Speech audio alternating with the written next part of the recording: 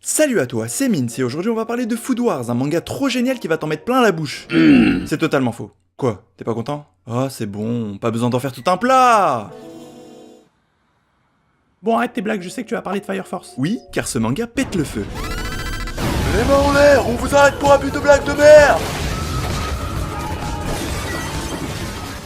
Effectivement, c'est que des blagues de merde. Bref, plus sérieusement, on parle de High School of the Dead. Donc sortez vos paquets de mouchoirs parce que vous allez vous...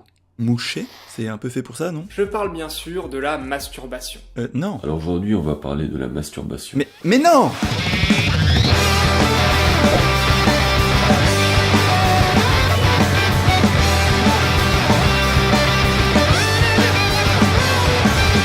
High School of the Dead, de son titre original, Bon, comme ce titre est long et chiant à prononcer, ce que je vais faire, c'est que je vais laisser Google Traduction le lire à ma place. Gakuen-moku Shiroku, l'Académie de l'Apocalypse, High School of the Dead, raccourci en HOTD, parce que c'est trop long. C'est amusant ce truc, elle pourrait même faire la vidéo à ma place. Donc, High School of the Dead est un manga shonen écrit par Daisuke Sato et dessiné par Shoji Sato. Sato, tu viens pas de... Oui, les deux sont frères. Et je crois que c'est la première fois que je parle d'un manga qui a été fait par deux auteurs en plus. Le manga qui est publié depuis 2006 dans le Monthly Dragon Age a connu de nombreuses pauses entre 2008 et 2013. Aujourd'hui, l'histoire est toujours en pause et elle risque pas d'avoir une fin vu que le scénariste Daisuke Sato, un des deux frères, est mort en 2017. Mais j'ai la solution.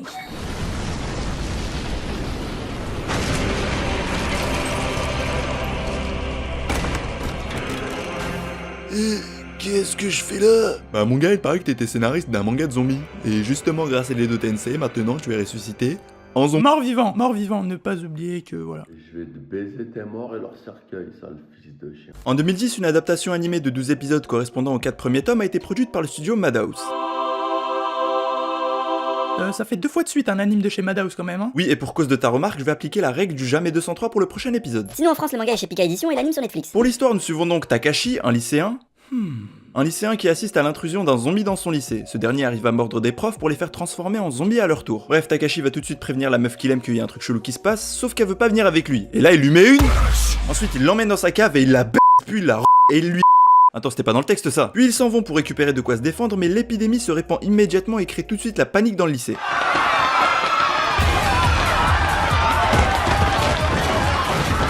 Calme s'il vous plaît, la suite du manga de Maître Gims n'a pas encore été annoncée, c'était du fake.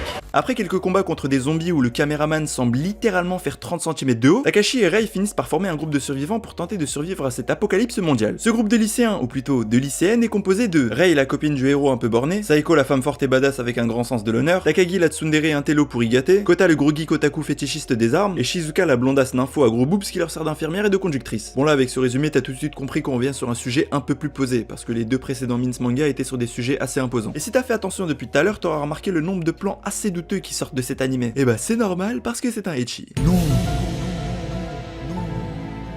Jure sur la vie de ta mère. Alors je sais que pour certains initiés c'est évident, mais le ecchi en gros c'est un genre d'animé qui est centré sur des plans à connotation sexuelle ou érotique. C'est souvent rempli de plans culottes, de poitrines qui ballottent et de femmes à poil. C'est un genre complètement codifié comme peut l'être la science-fiction par exemple. Le ecchi c'est une sorte de forme plus poussée du fanservice sans atteindre le hentai qui lui est complètement du porno et qui n'a donc rien à voir. Moi j'appelle ça un animé éducatif sur les sous-vêtements féminins. Moi un catalogue de lingerie. Ok, depuis le début de la chaîne j'avais jamais vraiment abordé le thème du ecchi alors que c'est quand même une très grosse part de l'animation nippone. Parce que oui les japonais même s'ils peuvent créer des trucs comme ça...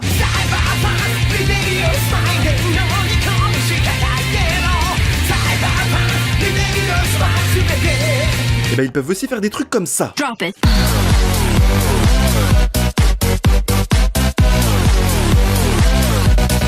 Oh putain Miss Moku! Moi tu me parles pas derrière.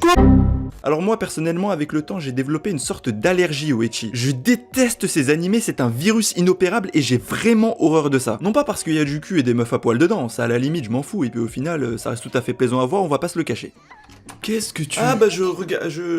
Par contre, ce qui me donne envie de buter des gens à cause de ce genre de série, c'est le taux d'originalité aussi bas que leur plan culotte. C'est tout le temps la même chose. Ça ne propose jamais rien de novateur, c'est toujours un mec avec 3 ou 4 putes en chaleur à grosse pastèque qui en veulent après son chibre. C'est des scènes à double sens, des phrases prises hors contexte, des situations cocasses pour faire énerver une autre connasse. Bref, c'est chiant comme la pluie et sur moi ça a le même effet que quand quelqu'un dit Oui. au lieu de Oui. C'est-à-dire une envie de meurtre. Sauf que les ecchi maintenant qu'on nous en balance des dizaines par saison, bah on peut plus les arrêter. On est d'accord que c'est difficile d'attacher un chien quand des gens lui ont déjà mis une couronne. Bon, même si ce que je viens de dire c'est globalement vrai, il y a quand même quelques ecchi qui arrivent à détourner ces clichés en proposant de nouvelles choses, et qui sont même très sympas, faut l'avouer. Et justement, High School of the Dead, même s'il y a rien de moins original que d'avoir High School dans son titre, a quand même quelques petites qualités. Bon, à part le fait que le scénario puisse largement tenir sur un post-it, ça parle quand même de zombies, un genre pas trop abordé dans les mangas animés en général. Ici, c'est fuir pour survivre et tuer pour ne pas se faire infecter. Sauf que vu que c'est un manga de zombies, j'arrive toujours à me poser cette question. Comment on peut arriver à se faire attraper par des êtres aussi lents que des zombies? Parce que là, on va pas me faire croire que ces créatures marchent à plus de 5 km/h. Ah bah c'est sûr que c'est pas les zombies de Black Ops de la Manche 80.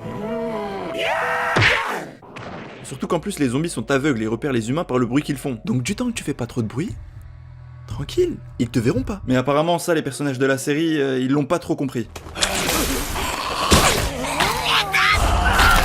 Bah toi aussi visiblement. Je vois pas de Quoi tu parles?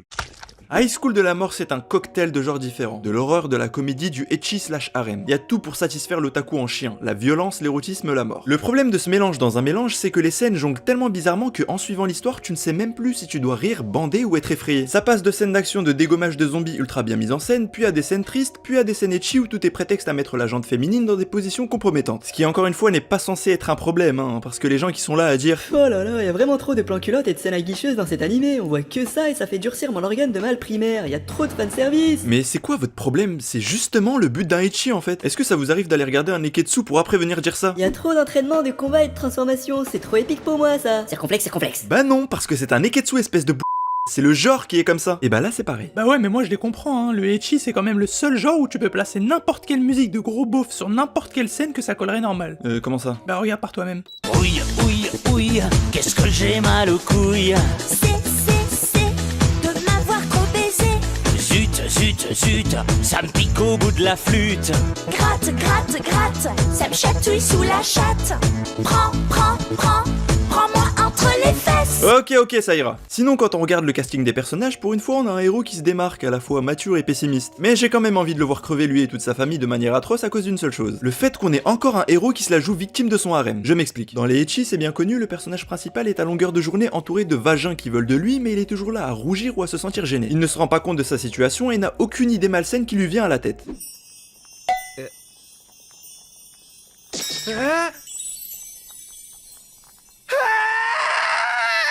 Ah bah vu sa tenue, j'espère qu'elle cuisine bien cette salope.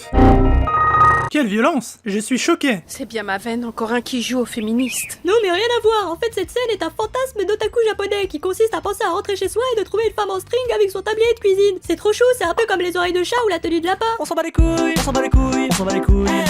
Bref, si dans la vraie vie on met un mec entouré de 4 meufs bonnes en chaleur comme ça, on sait tous très bien que ça ne durera pas plus de 2 épisodes si tu vois ce que je veux dire. Sinon pour les filles, on sent que les auteurs ont sûrement pris plus de temps à faire leur design qu'à écrire leurs histoires pour bien sûr engendrer des cosplays de mauvais goût, mais on va dire que pour une fois ils ne se résument pas qu'à leur paire de loches. Enfin quoique ça reste discutable, parce que je me dis toujours que de bons personnages féminins sont bons à partir du moment où quand tu les enlèves, l'histoire ne peut plus exister. Exemple, t'enlèves Bulma de Dragon Ball, bah l'histoire n'existe plus et Goku serait resté dans ses montagnes jusqu'à la fin de ses jours. Mais ici, même si par exemple Rei et Saiko sont beaucoup plus développés que les autres, ils sont globalement mieux traités que chez la concurrence. Enfin, un peu. Je suis trop bête pour toi. Et qui est la plus conne de mes copines? À mes copines, à mes copines. Eh bien salut les filles, aujourd'hui on se retrouve pour un nouveau tuto. On va parler de comment chauffer un mec pour qu'il vous baise le plus rapidement possible. Déjà commencez par vous trimballer dans une tenue complètement aérée ou alors enlevez tout directement, les éléments du décor sont à votre disposition. Ensuite essayez de vous retrouver dans des situations complètement absurdes qui défieront les lois de la gravité pour qu'ainsi il puisse voir votre culotte sous tous les angles possibles. Chauffez-lui la bite jusqu'à ce qu'il craque mentalement et si après tout ça il ne se passe toujours rien, laissez tomber car de toute façon les mecs c'est tous les mêmes. Bah si c'est tous les mêmes, personne t'a dit de tous les essayer, espèce de... Allez encore une comme ça et je pense que la chaîne est supprimée pour propos misogynes et injurieux envers les femmes. Non, pitié. Hé, femme, Tu m'entends?